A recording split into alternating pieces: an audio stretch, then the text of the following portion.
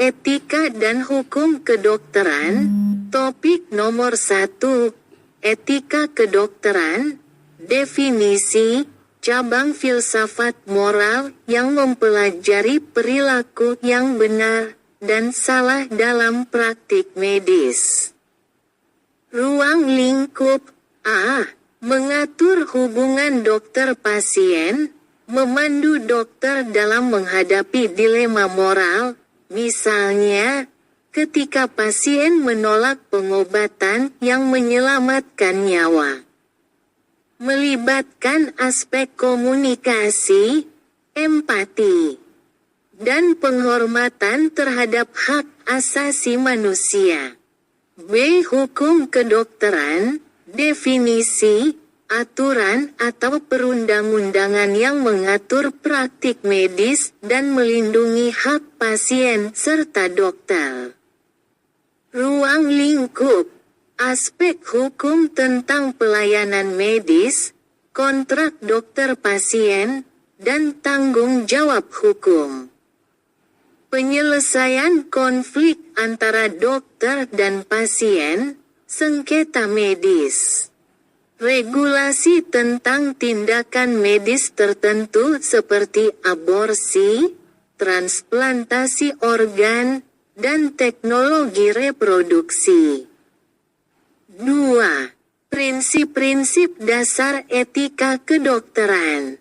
Prinsip-prinsip ini menjadi fondasi dalam membuat keputusan etis dalam praktik kedokteran. Setiap prinsip bertujuan melindungi hak pasien, memastikan kualitas pelayanan medis, dan menjaga moralitas profesi dokter. 1. Beneficence, berbuat baik. Definisi, dokter harus berfokus pada upaya memberikan manfaat terbesar bagi pasien. Tindakan medis harus dilakukan untuk meningkatkan kesehatan, kualitas hidup, dan kesejahteraan pasien. Penerapan, memilih tindakan pengobatan yang memiliki peluang kesembuhan terbaik. Memberikan edukasi kepada pasien tentang pilihan terbaik untuk kesehatannya. Contoh, memberikan pengobatan paliatif pada pasien kanker stadium akhir untuk mengurangi rasa sakit. Meskipun tidak ada harapan sembuh. 2. Non-maleficence, tidak merugikan. Definisi, dokter wajib menghindari tindakan yang dapat menyebabkan kerugian atau membahayakan pasien. Prinsip ini sering disingkat menjadi primum non nocere. Pertama, jangan membahayakan. Penerapan, menghindari pengobatan atau prosedur yang berisiko tinggi jika manfaatnya kecil. Tidak memberikan terapi eksperimental tanpa persetujuan pasien. Contoh, tidak memberikan obat yang belum terbukti aman hanya karena desakan pasien. Menolak permintaan tindakan medis yang berisiko tinggi tanpa manfaat yang jelas. 3. Otonomi pasien. Definisi, pasien memiliki hak untuk menentukan apa yang dilakukan terhadap tubuhnya sendiri. Dokter harus menghormati keputusan pasien, bahkan jika itu bertentangan dengan pandangan dokter. Penerapan, memberikan informasi yang jelas, akurat, dan lengkap kepada pasien sebelum pengambilan keputusan. Tidak memaksakan pengobatan atau tindakan medis kepada pasien yang tidak menyetujuinya, kecuali dalam kondisi darurat yang mengancam nyawa. Contoh, Seorang pasien menolak amputasi meskipun itu satu-satunya cara untuk menyelamatkan nyawanya. Dokter harus menghormati keputusan tersebut setelah memberikan edukasi yang memadai. 4. Justice, keadilan. Definisi. Dokter harus memperlakukan semua pasien secara adil tanpa diskriminasi berdasarkan status sosial, ekonomi, gender, agama, atau ras. Penerapan. Memberikan pelayanan medis berdasarkan kebutuhan pasien, bukan kemampuan finansial. Mengalokasikan sumber daya medis, seperti donor organ atau peralatan ICU, secara adil. Sesuai dengan prinsip keadilan distributif. Contoh, mengutamakan pasien yang memiliki peluang kesembuhan lebih tinggi saat sumber daya terbatas, seperti ventilator dalam situasi darurat pandemi. Interaksi antar prinsip, dalam praktiknya, prinsip-prinsip ini seringkali saling bertentangan, dan dokter harus membuat keputusan yang seimbang. Contoh konflik, beneficence vs otonomi. Dokter ingin melakukan transfusi darah untuk menyelamatkan nyawa pasien, beneficence, tetapi pasien menolaknya karena alasan agama, autonomi. Solusi. Dokter harus menghormati keputusan pasien setelah menjelaskan semua risiko dan manfaat dengan jelas. Dilema yang mungkin timbul. 1. Pemberian informasi yang lengkap.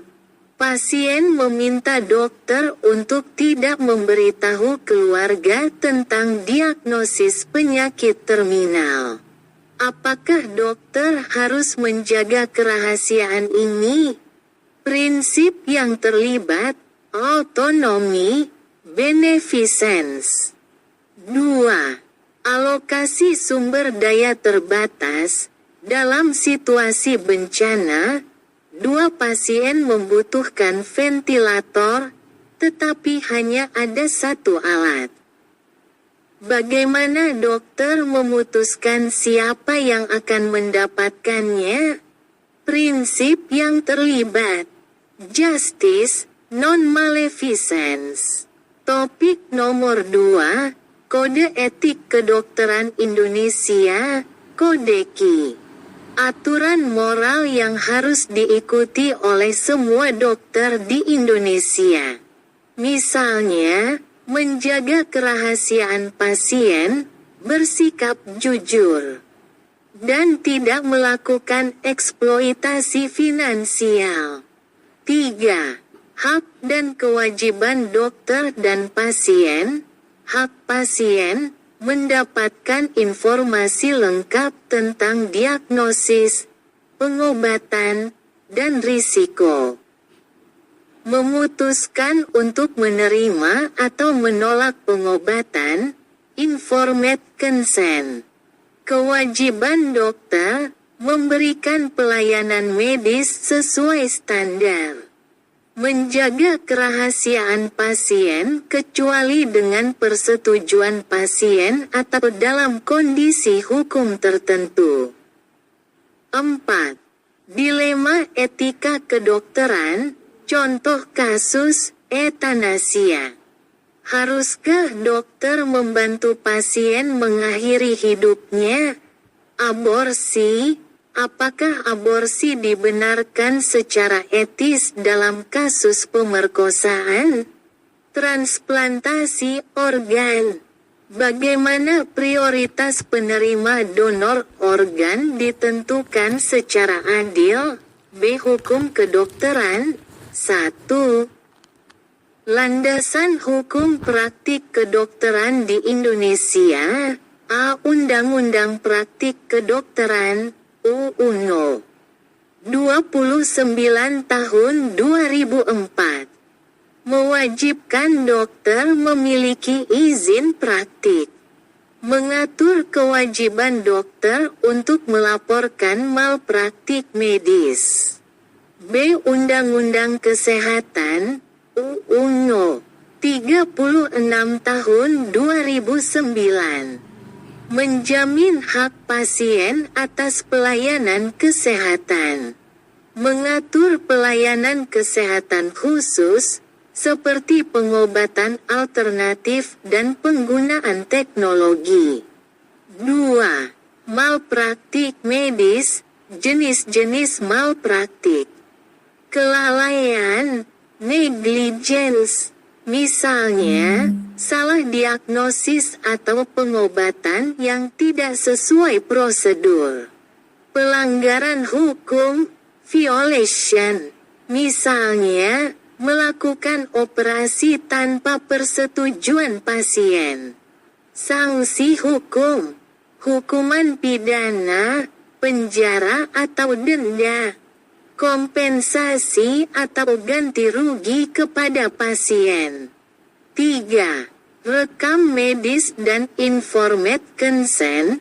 Rekam medis, dokumen yang mencatat semua tindakan medis, diagnosis, dan pengobatan pasien. Harus dijaga kerahasiaannya. Informed consent, dokumen yang menegaskan bahwa pasien memahami risiko dan manfaat pengobatan yang ditawarkan. 4. Regulasi penelitian medis. Perlindungan hak subjek penelitian. Regulasi tentang percobaan klinis, terutama yang melibatkan obat baru atau metode pengobatan eksperimental. Contoh studi kasus. 1. Kasus 1. Pasien menolak pengobatan. Seorang pasien menolak transfusi darah karena alasan agama. Bagaimana dokter menyikapinya? 2. Kasus 2. Kesalahan diagnosis. Seorang pasien meninggal akibat kesalahan diagnosis. Bagaimana tanggung jawab dokter secara hukum? 3. Kasus 3. Privasi pasien. Seorang dokter mengungkapkan kondisi kesehatan pasien kepada pihak ketiga tanpa persetujuan. Apakah ini melanggar hukum atau etika? Berikut adalah penjelasan lebih rinci tentang Kode Etik Kedokteran Indonesia, Kodeki, Kode Etik Kedokteran Indonesia, Kodeki. Kode Etik Kedokteran Indonesia, Kodeki, adalah pedoman moral dan profesional yang harus diikuti oleh setiap dokter di Indonesia dalam menjalankan tugas dan tanggung jawabnya. Dokumen ini dirumuskan oleh Ikatan Dokter Indonesia, IDI, untuk menjaga martabat profesi kedokteran sekaligus melindungi hak pasien. 1. Tujuan dan fungsi Kodeki. Tujuan: memberikan pedoman moral kepada dokter dalam menjalankan praktik medis. Melindungi masyarakat dari penyalahgunaan praktik kedokteran. Membangun kepercayaan antara dokter dan pasien. Fungsi: sebagai standar perilaku profesional. Sebagai alat penilaian untuk menyelesaikan sengketa etik antara dokter dan pihak lain. 2. Prinsip dasar Kodeki tanggung jawab kepada pasien. Dokter wajib mengutamakan kesehatan dan kesejahteraan pasien. B. Tanggung jawab kepada profesi. Dokter harus menjaga integritas dan reputasi profesi kedokteran. C. Tanggung jawab kepada masyarakat. Dokter memiliki kewajiban sosial untuk meningkatkan kualitas kesehatan masyarakat. 3. Pokok-pokok kode etik. Kodeki memiliki beberapa prinsip utama yang wajib dipatuhi oleh setiap dokter. A. Menghormati hak pasien. 1. Hak atas privasi. Dokter harus menjaga kerahasiaan semua informasi medis pasien, kecuali pasien memberikan izin atau diwajibkan oleh hukum. Contoh, tidak membocorkan hasil diagnosis HIV pasien kepada pihak ketiga tanpa izin pasien. 2.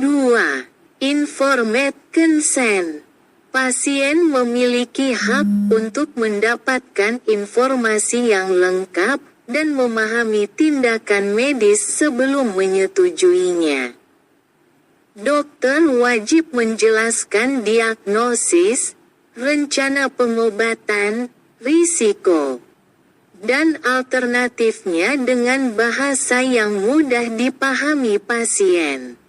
B. Tidak memanfaatkan posisi profesional. Dokter tidak boleh menggunakan hubungan profesional untuk keuntungan pribadi yang tidak etis. Seperti, meminta imbalan lebih dari tarif yang sesuai. Mengeksploitasi pasien secara emosional atau finansial. Contoh pelanggaran. Mendorong pasien untuk membeli obat tertentu demi komisi dari produsen obat. C. Larangan diskriminasi. Dokter tidak boleh menolak memberikan pelayanan medis kepada pasien atas dasar ras, agama, gender, orientasi seksual, status sosial, atau kemampuan finansial. Contoh, dokter tidak boleh menolak pasien HIV/AIDS hanya karena stigma sosial. D. Hubungan antar sejawat. 1. Saling menghormati. Dokter tidak boleh mencemarkan nama baik atau meremehkan kemampuan profesional sejawat. Contoh, tidak menyebarkan kritik negatif tentang dokter lain tanpa dasar yang jelas. 2. Konsultasi dan rujukan. Jika dokter merasa tidak mampu menangani suatu kasus, ia wajib merujuk pasien ke dokter lain yang lebih kompeten di bidang tersebut. Contoh, merujuk pasien dengan gangguan jantung serius ke spesialis kardiologi. Hubungan dengan industri kesehatan. Dokter harus menjaga integritasnya dalam berhubungan dengan perusahaan farmasi, alat medis, atau lembaga penelitian. Larangan menerima insentif dari perusahaan untuk meresepkan obat tertentu tanpa alasan medis yang jelas. 4. Pelanggaran kode QI. Jika seorang dokter melanggar kode QI, sanksi dapat dijatuhkan oleh Majelis Kehormatan Etik Kedokteran, MKEK. Bentuk sanksi meliputi A. Teguran, diberikan untuk pelanggaran ringan. B. Pencabutan izin praktik, diberlakukan jika pelanggaran sangat berat, seperti malpraktik yang disengaja. 5. Contoh kasus etika berdasarkan Kodeki. 1. Kasus kerahasiaan pasien. Seorang dokter mengungkapkan kondisi pasien kepada media tanpa izin. Solusi, dokter diberi sanksi oleh MKEK karena melanggar prinsip privasi pasien.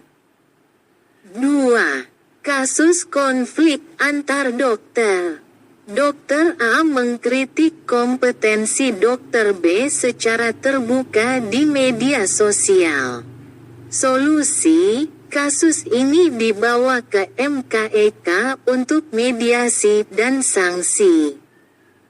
3. Kasus informed consent. Dokter melakukan operasi tanpa persetujuan tertulis dari pasien. Solusi, dokter diminta bertanggung jawab karena melanggar hak pasien atas informed consent. 6. Tantangan dalam penerapan Kodeki. Kurangnya pemahaman. Tidak semua dokter memahami seluruh isi Kodeki. Tekanan sosial dan finansial. Beberapa dokter mungkin menghadapi tekanan ekonomi sehingga sulit mematuhi prinsip etik sepenuhnya. Perkembangan teknologi, tantangan baru muncul. Seperti etika dalam penggunaan data pasien di platform digital. Topik nomor 3. Hak dan kewajiban dokter dan pasien. Topik ini membahas hubungan dokter dan pasien yang diatur oleh etika kedokteran dan hukum, mencakup hak serta kewajiban kedua belah pihak. Hubungan ini bersifat timbal balik, di mana hak satu pihak adalah kewajiban pihak lainnya. 1. Hak pasien. Hak pasien adalah hak asasi yang harus dihormati oleh dokter dalam proses perawatan. Beberapa hak utama pasien antara lain: A. Hak atas informasi. Definisi. Pasien berhak mendapatkan informasi lengkap tentang kondisi kesehatannya, diagnosis, rencana pengobatan, dan risiko yang mungkin timbul. Penerapan, dokter wajib menjelaskan informasi medis dengan bahasa yang mudah dipahami. Informasi harus mencakup opsi pengobatan alternatif, risiko, manfaat, dan prognosis. Contoh kasus, seorang pasien menuntut dokter karena tidak diberitahu risiko komplikasi sebelum menjalani operasi. B. Hak atas privasi dan kerahasiaan. Definisi.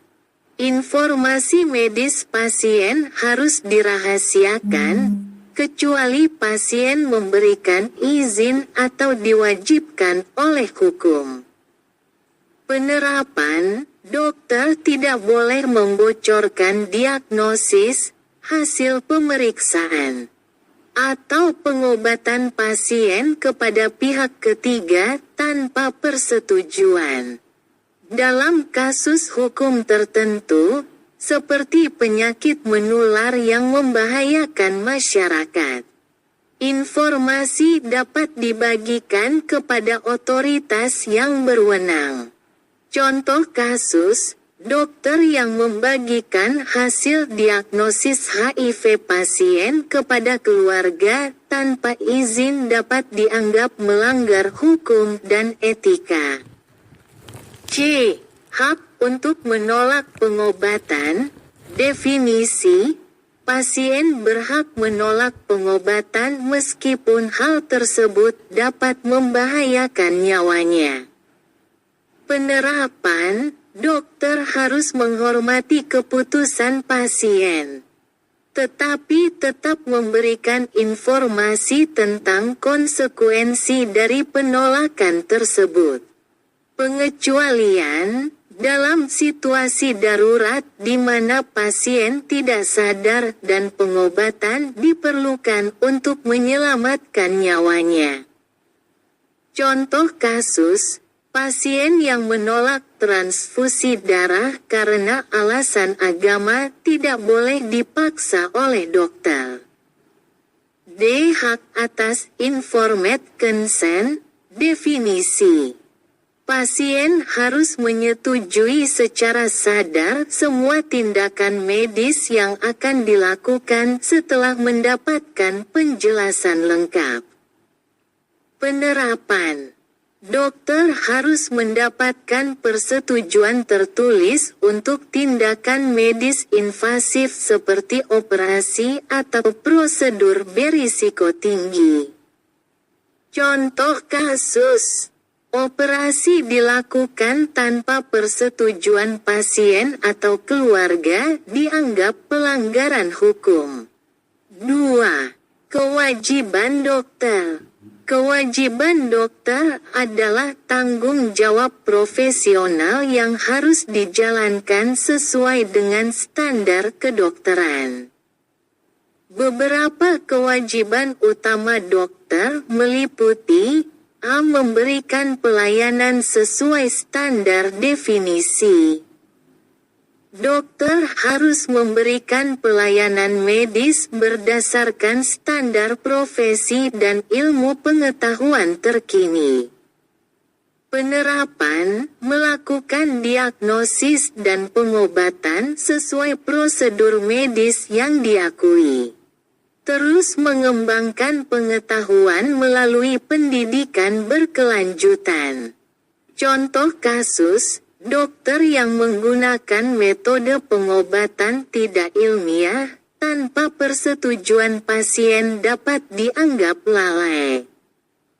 B. Menjaga kerahasiaan pasien. Definisi. Dokter wajib menjaga kerahasiaan semua informasi yang diperoleh selama proses pelayanan medis. Penerapan. Informasi hanya boleh dibuka dengan persetujuan pasien atau dalam situasi tertentu seperti perintah pengadilan. Contoh kasus. Dokter yang membicarakan penyakit pasien kepada orang lain tanpa izin melanggar kode etik. C. Memberikan informasi yang jelas. Definisi. Dokter harus menjelaskan semua tindakan medis dengan transparansi. Penerapan, informasi harus mencakup risiko, manfaat, prognosis, dan alternatif pengobatan. Contoh kasus. Dokter yang tidak memberikan penjelasan tentang efek samping obat dapat dianggap melanggar kewajiban profesional. D. Merujuk pasien jika dibutuhkan definisi. Jika dokter merasa tidak mampu menangani kondisi pasien, ia wajib merujuk pasien ke dokter lain yang lebih kompeten. Penerapan. Rujukan harus dilakukan secepat mungkin untuk menghindari keterlambatan dalam perawatan. Contoh kasus. Seorang dokter umum yang tidak merujuk pasien dengan serangan jantung akut ke spesialis kardiologi dapat dianggap lalai. 3. Hak dokter. Dokter juga memiliki hak yang harus dihormati oleh pasien. Di antaranya, 1. Hak atas penghargaan profesional. Dokter berhak diperlakukan dengan hormat oleh pasien dan keluarga. 2. Hak atas keamanan. Dokter berhak bekerja dalam lingkungan yang aman dari ancaman fisik maupun verbal. 3. Hak atas imbalan jasa. Dokter berhak mendapatkan bayaran yang wajar sesuai dengan pelayanan yang diberikan. 4. Kewajiban pasien-pasien juga memiliki tanggung jawab yang harus dipenuhi dalam hubungan dokter-pasien, antara lain, 1. Memberikan informasi yang jujur. Pasien harus memberikan informasi yang akurat tentang kondisi kesehatannya kepada dokter. 2. Mengikuti instruksi medis. Pasien wajib mengikuti saran atau instruksi pengobatan yang diberikan oleh dokter. 3. Membayar biaya layanan. Pasien bertanggung jawab untuk membayar biaya pelayanan medis sesuai dengan kesepakatan. 5. Contoh konflik hak dan kewajiban. 1. Pasien menolak pengobatan darurat. Seorang pasien kritis menolak pengobatan yang menyelamatkan nyawa. Dokter berada dalam dilema antara menghormati hak pasien, otonomi, atau menyelamatkan nyawanya, beneficence. Solusi, dokter memberikan edukasi kepada pasien, tetapi tetap menghormati keputusan pasien. 2. Pasien menuntut kerahasiaan informasi. Seorang pasien HIV/AIDS menuntut dokter untuk merahasiakan kondisinya. Tetapi hukum mengharuskan pelaporan ke otoritas kesehatan. Solusi, dokter harus menjelaskan kepada pasien bahwa pelaporan wajib dilakukan untuk melindungi kesehatan masyarakat. Hak dan kewajiban ini menjaga keseimbangan antara kepentingan pasien dan profesionalisme dokter, memastikan pelayanan kesehatan berjalan adil dan bermartabat. Topik nomor 4. Malpraktik dan konsekuensinya dalam praktik kedokteran. Malpraktik adalah kegagalan seorang dokter dalam memberikan pelayanan medis sesuai standar profesi, yang mengakibatkan kerugian pada pasien. Topik ini penting untuk memahami tanggung jawab hukum dan etika dokter, serta hak pasien untuk mendapatkan perlindungan. 1. Definisi malpraktik. Malpraktik terjadi jika seorang dokter tidak mematuhi standar profesi kedokteran, bertindak lalai, ceroboh, atau tidak kompeten dalam memberikan pelayanan.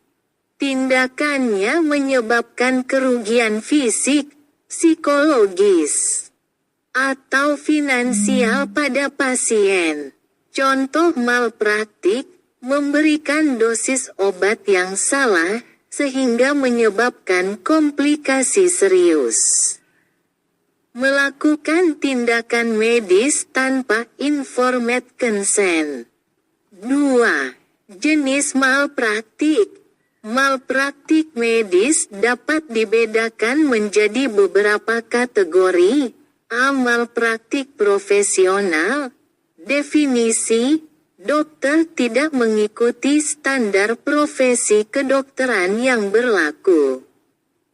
Contoh, salah diagnosis yang menyebabkan pasien mendapat pengobatan yang tidak sesuai. Melakukan operasi pada organ yang salah. B. Malpraktik etik. Definisi, pelanggaran terhadap Kode Etik Kedokteran Indonesia, Kodeki. Contoh, membuka rahasia pasien tanpa izin. Menolak merawat pasien karena diskriminasi. C. Malpraktik administratif. Definisi. Dokter tidak memenuhi persyaratan administratif dalam praktik kedokteran. Contoh, praktik tanpa izin resmi. Tidak mencatat rekam medis pasien dengan benar. D. Malpraktik kriminal. Definisi. Tindakan dokter melibatkan niat jahat atau pelanggaran hukum pidana. Contoh, melakukan aborsi ilegal. Memberikan sertifikat medis palsu. 3. Penyebab malpraktik. Malpraktik dapat terjadi karena berbagai faktor, antara lain, 1. Ketidakhati-hatian atau kelalaian. Contoh, dokter lupa mengeluarkan perban dalam tubuh pasien setelah operasi. 2. Kurangnya kompetensi. Contoh, dokter umum menangani kasus kompleks yang seharusnya dirujuk ke spesialis. 3. Komunikasi buruk dengan pasien. Contoh, dokter gagal menjelaskan risiko operasi kepada pasien sehingga terjadi komplikasi. 4. Unsur malpraktik. Agar suatu tindakan medis dikategorikan sebagai malpraktik, biasanya harus memenuhi unsur-unsur berikut. 1. Duty of care, kewajiban perawatan. Dokter memiliki kewajiban memberikan pelayanan medis kepada pasien. 2. Breach of duty, pelanggaran kewajiban.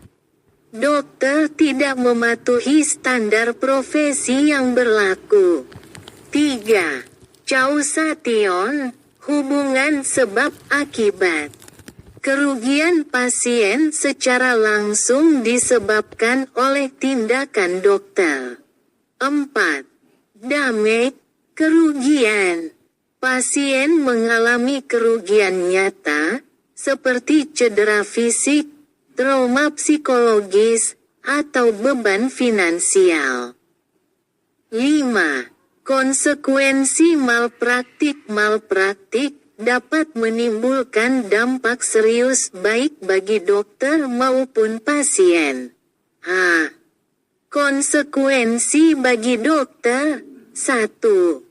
Sanksi hukum. Dokter dapat dikenai hukuman pidana, seperti penjara atau denda.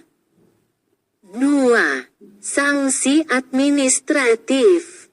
Izin praktik dapat dicabut oleh Majelis Kehormatan Disiplin Kedokteran Indonesia, MKDKI. 3. Sanksi etik. Dokter dapat dikenai teguran atau pencabutan keanggotaan IDI. 4. Kerugian reputasi. Kasus malpraktik dapat merusak kepercayaan masyarakat terhadap dokter. B. Konsekuensi bagi pasien. 1. Kerugian fisik, cedera permanen, cacat, atau kematian. 2. Trauma psikologis. Pasien kehilangan kepercayaan pada tenaga medis. 3. Kerugian finansial, biaya tambahan untuk pengobatan akibat kesalahan dokter. 6. Penyelesaian kasus malpraktik jika terjadi dugaan malpraktik. Ada beberapa langkah penyelesaian. A. Jalur non-hukum. 1. Mediasi, penyelesaian konflik melalui dialog antara dokter, pasien, dan pihak rumah sakit. 2. Laporan ke MKDKI atau MKEK. Dokter dapat diperiksa dan diberi sanksi sesuai pelanggarannya. B. Jalur hukum 1. Gugatan perdata. Pasien dapat menggugat dokter untuk meminta ganti rugi atas kerugian yang dialami. 2. Tuntutan pidana, jika malpraktik melibatkan unsur pidana, misalnya kelalaian berat, dokter dapat dilaporkan ke polisi. 7. Contoh kasus malpraktik di Indonesia 1. Kasus salah diagnosis. Seorang pasien meninggal setelah dokter salah mendiagnosis infeksi sebagai gejala ringan. Konsekuensi, dokter dijatuhi sanksi administratif dan denda. 2. Kasus operasi yang salah.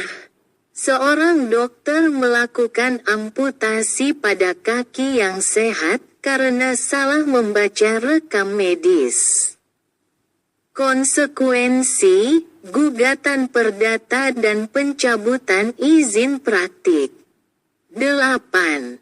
Pencegahan malpraktik. Untuk menghindari malpraktik, dokter harus 1. Mematuhi standar profesi, selalu mengikuti pedoman medis yang diakui secara nasional maupun internasional. 2. Komunikasi yang baik. Menjelaskan setiap tindakan medis dengan jelas kepada pasien dan keluarga. 3. Meningkatkan kompetensi, terus belajar dan mengikuti pelatihan kedokteran terkini. 4. Mendokumentasikan rekam medis dengan baik. Catatan medis yang lengkap dan akurat dapat menjadi bukti dalam kasus sengketa. Malpraktik adalah salah satu isu serius dalam kedokteran yang harus dipahami oleh setiap dokter untuk memastikan pelayanan kesehatan yang aman dan bermutu tinggi. Topik nomor 5. Informed consent dalam praktik kedokteran. Informed consent adalah persetujuan yang diberikan oleh pasien atau wali hukum pasien secara sadar, sukarela, dan berdasarkan pemahaman yang lengkap mengenai tindakan medis yang akan dilakukan. Topik ini sangat penting dalam etika dan hukum kedokteran karena berkaitan dengan penghormatan terhadap otonomi pasien. 1. Definisi informed consent. Informed consent terdiri dari 3 elemen utama. 1. Informasi. Dokter wajib memberikan informasi lengkap kepada pasien tentang tindakan medis, termasuk risiko, manfaat, dan alternatifnya. 2. Persetujuan. Pasien memberikan izin dengan penuh kesadaran tanpa paksaan. 3. Kapasitas. Pasien harus memiliki kemampuan mental untuk memahami informasi dan membuat keputusan. 2. Tujuan informed consent. 1. Melindungi hak pasien, menghormati otonomi pasien dalam mengambil keputusan tentang tubuh dan kesehatannya. 2. Menghindari malpraktik. Memberikan perlindungan hukum bagi dokter jika terjadi komplikasi. 3. Meningkatkan kepercayaan, membangun hubungan yang transparan antara dokter dan pasien. 3. Unsur-unsur informed consent agar valid. Informed consent harus memenuhi unsur-unsur berikut. A. Informasi yang diberikan dokter wajib memberikan informasi berikut. Diagnosis, penjelasan tentang kondisi kesehatan pasien. Rencana tindakan, prosedur medis yang akan dilakukan. Risiko dan komplikasi, kemungkinan efek samping atau komplikasi dari tindakan. Manfaat, dampak positif yang diharapkan dari tindakan medis. Alternatif pengobatan, pilihan lain yang tersedia, termasuk risiko dan manfaatnya. Konsekuensi menolak, apa yang terjadi jika pasien menolak tindakan medis? B. Bahasa yang mudah dipahami. Informasi harus disampaikan dengan bahasa yang sederhana dan sesuai dengan tingkat pemahaman pasien. C. Kesukarelaan persetujuan harus diberikan tanpa tekanan, paksaan, atau manipulasi dari pihak dokter atau keluarga. D. Kapasitas pasien harus memiliki kemampuan untuk memahami informasi dan membuat keputusan. Jika pasien tidak mampu, persetujuan diberikan oleh wali hukum atau keluarga terdekat. 4. Jenis informed consent. Informed consent dapat dibagi menjadi 3 jenis. A. Persetujuan tertulis digunakan untuk tindakan medis invasif atau prosedur berisiko tinggi, seperti operasi, kemoterapi, atau transfusi darah. Bentuk: dokumen yang ditandatangani oleh pasien atau wali hukum. B. Persetujuan lisan digunakan untuk tindakan medis non-invasif atau berisiko rendah, seperti pemeriksaan fisik atau pemberian obat. C. Persetujuan implied, tersirat, dianggap diberikan ketika pasien secara sukarela mengikuti tindakan medis sederhana, seperti mengulurkan lengan untuk diambil darah. 5. Situasi khusus dalam informed consent. Pasien tidak mampu memberi persetujuan dalam keadaan darurat medis. Dokter dapat melakukan tindakan tanpa informed consent jika tindakan tersebut diperlukan untuk menyelamatkan nyawa pasien. Tidak ada waktu untuk mendapatkan persetujuan dari wali hukum. B. Anak di bawah umur. Persetujuan diberikan oleh orang tua atau wali hukum.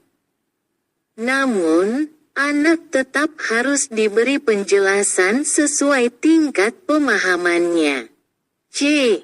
Pasien dengan gangguan mental. Jika pasien tidak mampu mengambil keputusan, wali hukum atau keluarga memberikan persetujuan atas nama pasien. D. Penolakan tindakan medis. Pasien memiliki hak untuk menolak pengobatan meskipun tindakan tersebut menyelamatkan nyawanya. Dokter harus mencatat penolakan ini dalam rekam medis dan memberikan edukasi tentang konsekuensinya. 6. Pelanggaran informed consent. Pelanggaran terhadap prinsip informed consent dapat menyebabkan konsekuensi etis, hukum, dan profesional bagi dokter. Contoh pelanggaran: 1. Tidak memberikan informasi lengkap. Misalnya, Dokter tidak menjelaskan risiko komplikasi dari operasi. 2. Melakukan tindakan tanpa persetujuan. Operasi dilakukan tanpa tanda tangan pasien pada formulir persetujuan. 3. Manipulasi atau paksaan. Dokter memaksa pasien untuk menerima prosedur tertentu dengan alasan tidak transparan. 7. Konsekuensi hukum pelanggaran informed consent. Pelanggaran terhadap informed consent dapat mengakibatkan tuntutan perdata. Pasien dapat meminta ganti rugi atas kerugian yang diderita. Tuntutan pidana, jika pelanggaran melibatkan unsur pidana, seperti tindakan tanpa izin, dokter dapat dihukum sesuai undang-undang. Sanksi etik, dokter dapat dikenai teguran atau pencabutan izin praktik oleh Majelis Kehormatan Etik Kedokteran. 8. Contoh kasus informed consent 1. Kasus operasi tanpa persetujuan. Seorang dokter melakukan operasi pengangkatan organ tanpa persetujuan pasien. Konsekuensi, dokter digugat secara perdata dan dicabut izin praktiknya. 2. Kasus pasien menolak transfusi darah. Pasien menolak transfusi darah karena alasan agama, tetapi dokter tetap melakukannya tanpa izin. Konsekuensi, dokter dikenai sanksi karena melanggar otonomi pasien. 9. Pencegahan pelanggaran informed consent. Untuk mencegah pelanggaran, dokter harus 1. Memahami prinsip etik dan hukum. Dokter wajib memahami aturan terkait informed consent. 2. Memberikan informasi dengan jelas. Pastikan pasien benar-benar memahami informasi yang diberikan. 3. Mendokumentasikan semua proses. Rekam medis dan formulir persetujuan harus disimpan sebagai bukti jika terjadi sengketa. Informed consent adalah bagian integral dari praktik kedokteran yang memastikan hak pasien dihormati dan dokter terlindungi secara hukum. Topik nomor 6. Rekam medis dan kerahasiaan pasien 1. Rekam medis. Definisi dan fungsi rekam medis adalah catatan tertulis atau elektronik yang mencakup seluruh data dan informasi tentang riwayat kesehatan pasien, diagnosis, pengobatan, serta tindakan medis. Fungsi rekam medis 1. Dokumentasi. Sebagai catatan perawatan pasien untuk menjamin kontinuitas pelayanan kesehatan. 2.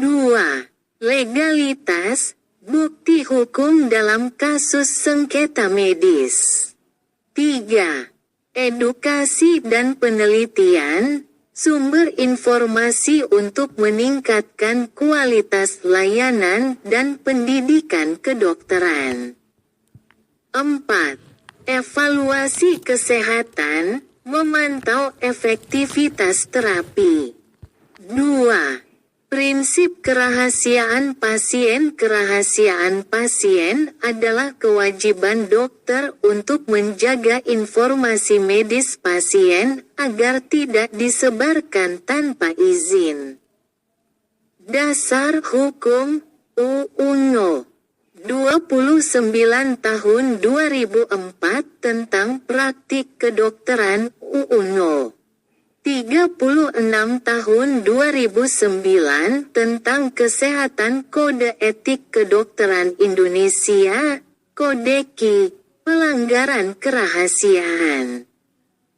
Mengungkapkan informasi tanpa izin kecuali dalam kasus tertentu, seperti keadaan darurat medis. Perintah pengadilan, penyakit menular yang wajib dilaporkan. Topik nomor 7. Hukum kesehatan di Indonesia 1. Dasar hukum praktik kedokteran 1. UUNO 29 tahun 2004 tentang praktik kedokteran mengatur kewajiban dokter, termasuk kompetensi dan izin praktik. 2. UUNO 36 tahun 2009 tentang kesehatan hak dan kewajiban masyarakat serta tenaga kesehatan dalam pelayanan kesehatan. 3. UUNO 44 tahun 2009 tentang Rumah Sakit Standar Pelayanan Rumah Sakit dan Hak Pasien. 2. Peran organisasi profesi 1. Ikatan Dokter Indonesia, IDI. Membina dan mengawasi anggota untuk mematuhi standar profesi. 2. Majelis Kehormatan Disiplin Kedokteran Indonesia, MKDKI.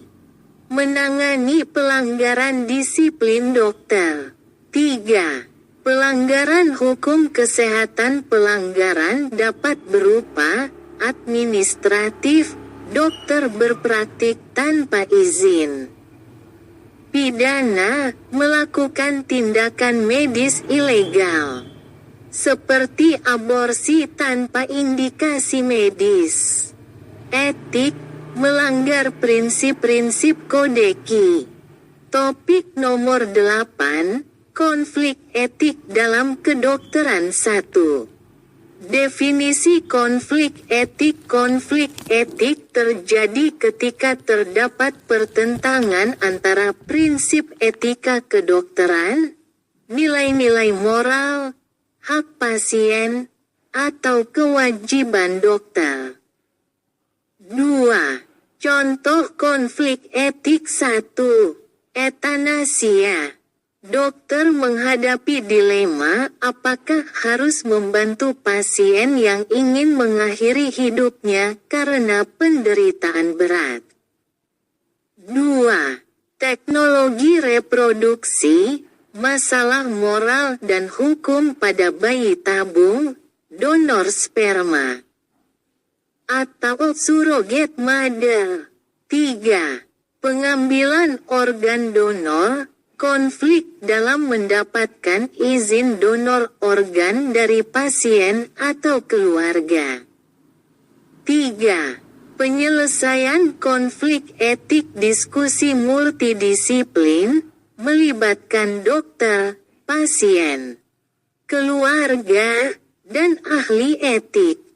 Mengacu pada kodeki dan hukum, menggunakan pedoman resmi sebagai dasar keputusan. Topik nomor 9. Hukum pidana dan perdata dalam kedokteran 1. Pelanggaran pidana. Tindakan medis yang melanggar hukum pidana, seperti aborsi ilegal, melakukan aborsi tanpa indikasi medis atau persetujuan pasien. Praktik tanpa izin. Dokter beroperasi tanpa surat tanda registrasi, STL. Kelalaian berat, tindakan yang menyebabkan kematian pasien. 2. Gugatan perdata malpraktik. Pasien menggugat dokter atas kerugian yang diderita akibat kelalaian atau kesalahan medis. Pelanggaran kontrak, tidak memenuhi kesepakatan pelayanan medis dengan pasien. 3. Penyelesaian sengketa jalur hukum, pengadilan pidana atau perdata. Mediasi, diskusi damai antara pasien, dokter, dan pihak rumah sakit. MKDKI menangani pelanggaran disiplin dan memberikan sanksi administratif. Topik nomor 10, penanganan isu kesehatan publik 1. Epidemiologi dan etika kesehatan masyarakat. Dokter menghadapi tantangan dalam menangani wabah, termasuk melaporkan penyakit menular, seperti HIV/AIDS, tuberkulosis, atau COVID-19. Vaksinasi wajib menyeimbangkan hak individu dengan kebutuhan masyarakat. 2. Konflik hak individu vs kepentingan publik. Hak individu, pasien memiliki hak untuk menolak pengobatan. Kepentingan publik, pemerintah memiliki kewajiban untuk melindungi masyarakat dari ancaman kesehatan. 3. Kebijakan kesehatan yang adil menjamin akses kesehatan yang setara untuk semua kalangan. Mengutamakan kelompok rentan seperti anak-anak, lansia, atau masyarakat miskin.